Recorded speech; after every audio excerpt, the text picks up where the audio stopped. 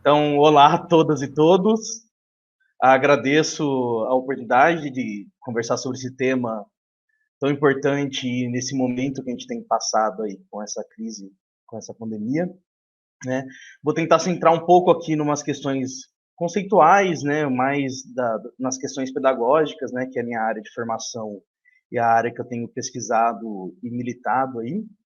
Então, trabalhar um pouquinho essa questão das tecnologias neste momento, né?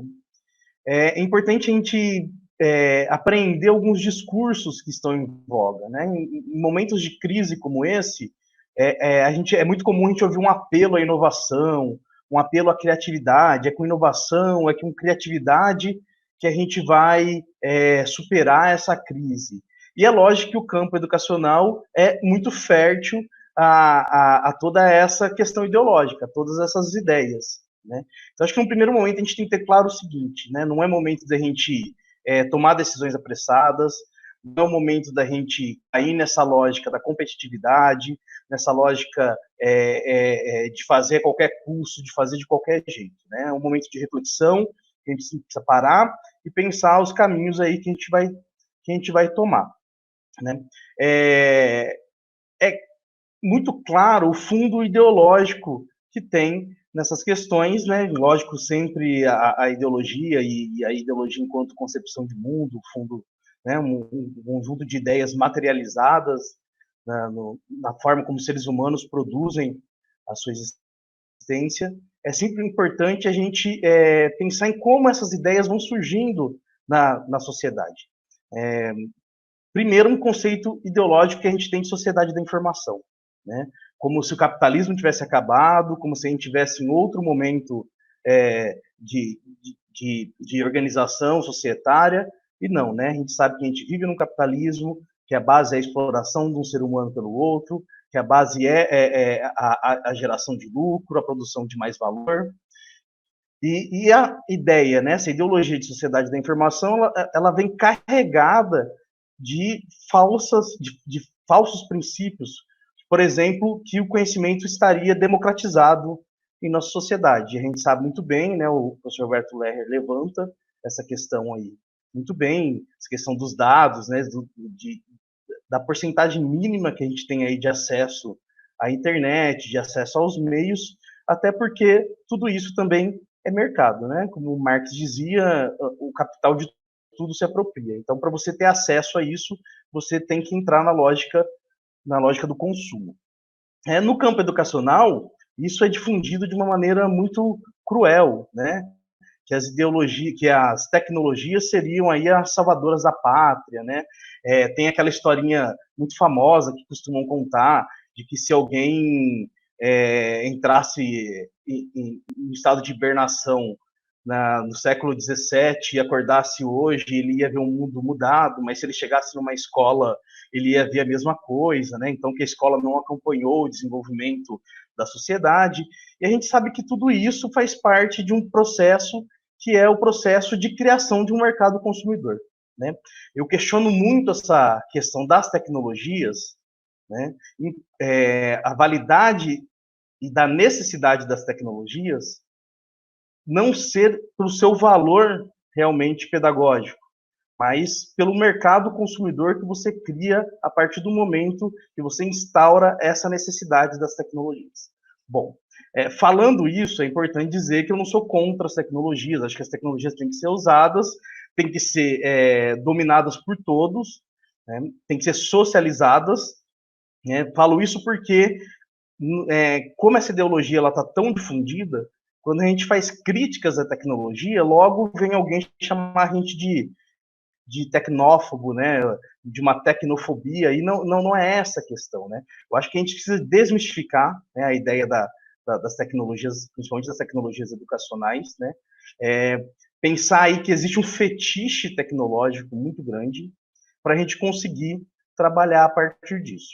Então, se a gente pensar como isso se dá na história da educação, como isso se dá ao longo da organização dos sistemas escolares, a gente vai perceber que vem muito na lógica de um produtivismo, né? Então, é preciso produzir, é preciso você mensurar o trabalho docente, Para isso, você precisa controlar o trabalho docente. Vamos lembrar que na década de 50, 60, estava muito em voga as chamadas máquinas de ensinar, né? Que eram caixotes com um sistema eletrônico ali que, conforme o aluno respondia as questões, você tinha, cuspia um cartão que você tinha um feedback imediato, né? E isso era tido como revolucionário, né? E muito baseado numa concepção bem rigorista, comportamentalista, ou seja, né? De pensar aí como que a gente vai controlar o comportamento desejável para que você consuma um tipo específico de sociedade. De lá para cá, a gente tem uma evolução tecnológica, mas a lógica continua sendo a mesma. Né? A concepção hegemônica de uso de tecnologias atualmente ainda é a perspectiva do controle, né? Do controle do trabalho docente, seja por meio de criação de objetos de aprendizagem, onde o professor vai ter que trabalhar o conteúdo daquela forma e não de outra forma, né? Na criação de apostilas, enfim. O que a gente vê é o tempo todo uma necessidade de controle, né, das atividades escolares, de controle do trabalho docente, né, por meio também de gestão. É importante dizer isso, né? As tecnologias, elas não se materializam somente em produtos tecnológicos, né? Não é somente o computador, não é somente aquilo que é físico, mas também você tem questões de gestão, então você tem modelos de gestão pensados a partir de tecnologias, enfim, tudo dentro dessa lógica do consumo, dessa lógica do controle e de uma lógica cruel também com as camadas populares, que é a lógica do esvaziamento dos conteúdos. Né? A gente precisa lembrar que essa concepção de que a educação à distância, por exemplo, seria democrática, isso é derrubado em vários estudos, né? Por exemplo, hoje se admite que um curso EAD, aí falando no nível superior, que tenha 70% de desistência dos alunos, é considerado normal, né? Então a gente tem que a EAD, né, ela não é algo democrático, né? As formas de educação à distância, ela não é democrática, ela é voltada assim para um tipo específico, tanto de condições financeiras, mas de condições também do próprio sujeito, de condições subjetivas, né? A educação à distância, ela demanda uma autonomia, ela demanda um poder de concentração que deve ser formado na escola. Então, eu lembro que nas conferências nacionais de educação, que a gente defendia, por exemplo, se proibir que a formação de professores se desse numa primeira licenciatura em EAD, né? Porque a primeira formação do sujeito, ele ainda não tem essas possibilidades da autonomia, da concentração, que a EAD, que o estudo ali, separado do professor no espaço e no tempo, exige. Bom, para fechar um pouco, para incentivar mais o debate entre a gente, é preciso que a gente tenha claro essa questão do mercado educacional, né?